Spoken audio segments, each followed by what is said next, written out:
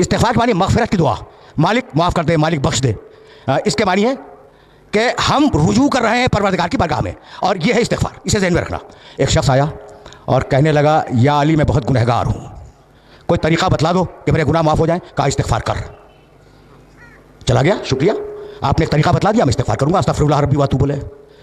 سننا بھائی سننا، ابھی وہ گیا بھی نہیں تھا پوری طرح کہ ایک شخص آ گیا یا علی بڑی مفلسی ہے، 3 وقت کا مکمل طریقے سے ناشتہ، دوپہر کا کھانا، رات کا کھانا یہ نصیب نہیں ہوتا، کوئی طریقہ بتا دو۔ کہا استغفار کر۔ عجیب بات ہے۔ اس نے کہا علی بہت شکریہ، گناہ ہے استغفار کر، روٹی نہیں ہے کھانے کو استغفار کر۔ کوئی اور آیا، ایک ہی نشست کا واقعہ ہے، کہا یا علی اولاد نہیں ہے، کہا استغفار کر، استغفار کر، اللہ اولاد دے گا۔ اب وہ جو لوگ بیٹھے تھے نا علی کے چاروں طرف، کان کھڑے ہو گئے کہ بھئی یہ کیا کر رہا ہے؟ جو آیا استغفار کر، گناہ ہے استغفار کر، اولاد نہیں ہے استغفار کر، مال نہیں ہے استغفار کر۔ عجیب بات ہے نا۔ اچھا، ابھی ایک نے دوسرے کو دیکھا کہ بھئی یہ کیا ہو رہا ہے، اتنے میں کوئی اور آیا، کہا یا علی میں نے بڑی مشقت سے ایک باغ لگایا تھا اور وہ باغ تیار ہو گیا تھا، لیکن یا علی ایک ایسی بات سموم چلی، ایک ایسی آندھی آئی کہ وہ باغ جل گیا۔ کہا استغفار کر، ٹھیک ہو جائے گا۔ یعنی عجیب ہے یہ واقعہ، تاریخ کا یہ واقعہ اس قابل ہے کہ اسے ذہن کے اندر محفوظ رکھو۔ جانتے ہو وہ جو علی سے محبت کرنے والے دوست بیٹھے تھے نا، انہوں نے علی کا گھٹنا دبایا کہ میں یہ کیا کر رہے ہو، یہ کیا کر رہے ہو، گناہ ہے استغفار کر، دولت نہیں ہے استغفار کر، اولاد نہیں ہے استغفار کر، باغ جل گیا استغفار کر۔ ابھی وہ اٹھا بھی نہیں تھا کہ گاؤں کے کچھ لوگ آ گئے، مدینے کے قریب کے گاؤں کے، اور کہنے لگے یا علی تمہارے پاس شکایت لے کے آئے ہیں۔ کہا کیا؟ کہا بڑی محنت سے ہم پورے گاؤں والوں نے ایک نہر کھودی تھی اور نہر کھود کر گاؤں تک لائے تھے۔ کہا پھر؟ کہا وہ خشک ہو گئی۔ کہا استغفار کرو، کہا استغفار کرو۔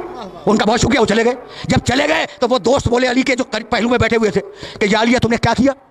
توبہ کرنی ہے، گناہوں کی استغفار کرو، مال چاہیے استغفار کرو، دولت چاہیے استغفار کرو، بیٹا چاہیے استغفار کرو، باغ چاہیے استغفار کرو، نہر چاہیے استغفار کرو۔ یہ تم کر کیا رہے ہو؟ کہا تم نے قرآن نہیں پڑھا؟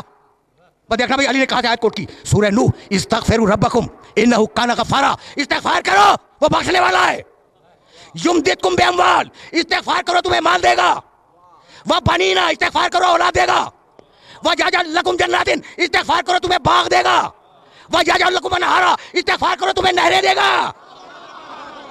آئے مبارکہ دیکھ رہے ہو، گھٹنا دبا کے کہہ رہے تھے نا یا علی کیا کر رہے ہو؟ جب علی نے سورہ نوح کی یہ 2 آیتیں مسلسل، استغفار کرو اللہ بخشے گا، استغفار کرو اللہ دولت دے گا، استغفار کرو اللہ اولاد دے گا، استغفار کرو اللہ باغ دے گا، استغفار کرو اللہ نہریں دے گا، کہنے لگے یا علی ایسا لگتا ہے کہ یہ آیت ہم نے آج ہی سنی ہے، ایسا لگتا ہے کہ آیت ہم نے آج ہی سنی ہے۔ مسکرائے، کہا نہیں سنی تو پہلے بھی تھی، لیکن چونکہ دل پہ تالے تھے اس لیے سمجھ میں نہیں آئی کہ کم از کم قرآن مجید کی ان 2 آیتوں کی روشنی میں یہ 5 جو چیزیں ہیں نا، استغفار میں ان کی ضمانت ہے،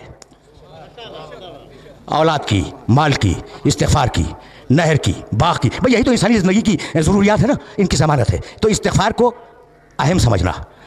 اچھا بھائی فرض کرو تھوڑی دیر کے لیے کہ میں نے کوئی گناہ نہیں کیا، ہر انسان گنہگار ہے معصوم کے علاوہ، لیکن میں مفروضہ فرض کرو اور مجھے ضرورت ہے بیٹے کی، تو میں استغفار کروں یا نہ کروں؟ کروں؟ کرنا چاہیے، گناہ تو میں نے کیا نہیں، میں نے گناہ نہیں کیا، لیکن بیٹا چاہیے استغفار کروں گا۔ اچھا میں نے گناہ نہیں کیا، دولت چاہیے میں استغفار کروں گا۔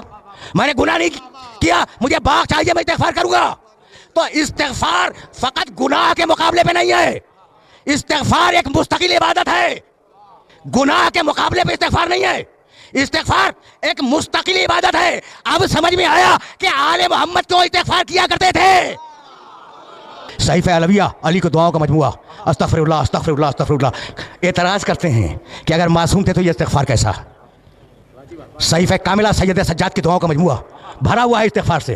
لوگ اعتراض کرتے ہیں کہ اگر معصوم تھے تو استغفار کیسا؟ تو آج سمجھ میں آیا کہ استغفار فقط گناہوں کے مقابلے میں نہیں ہے، استغفار ایک مستقل عبادت ہے۔ اگر نعمت چاہیے تو استغفار کرو، بھائی توجہ رہے، اگر نعمت چاہیے تو استغفار کرو۔ اب جتنا بڑا انسان اتنا بڑا استغفار۔ تو آج جو نعمتیں ہیں یہ کیا تمہارے استغفار سے ہیں؟ اذا جاء نصر اللہ والفتح ورأیت الناس يدخلون فی دین اللہ افواجا فسبح بحمد ربک واستغفرہ۔ حبیب استغفار کر، تو یہ نعمتیں کتنی دے دی ہم نے، اب استغفار کر تاکہ نعمتیں باقی رہیں، نعمتیں جاری رہیں۔ تو اب استغفار کا فلسفہ بھولنا نہیں، فلسفہ استغفار کہ فقط گناہوں کی توبہ نہیں ہے، نعمت چاہیے استغفار کرو، دولت چاہیے استغفار کرو, اولاد چاہیے استغفار کرو. یہاں تک آ گئے. اور اب جانے کے بعد ایک آیت دیکھنا جو ہدیہ کر رہا ہوں, سورہ انفال قرآن مجید کا 8واں سورہ, آیت کا نشان 23. ما کان اللہ لیعذبہم وانت فیہم وما کان معذبہم وہم یستغفرون. سن حبیب, اللہ تیری امت پہ عذاب نہیں کرے گا جب تک تو موجود ہے. جب تک تو موجود ہے دنیا میں, اللہ تیری امت پر عذاب نہیں کرے گا. اور سن حبیب, جب تو چلا جائے گا نا, تو اگر یہ استغفار کرتے رہیں گے تو عذاب نہیں کرے گا. حبیب, عذاب تیری امت سے 2 طریقے سے ٹالوں گا. تو ہے عذاب نہیں کروں گا, یا تیری امت استغفار کرے, عذاب نہیں کروں گا. اب میرا جملہ سننا اور اس جملے کو ذہن میں رکھنا کہ پرانی قوموں پر جن باتوں پہ عذاب آیا ہے وہ ساری باتیں آج امت میں ہیں.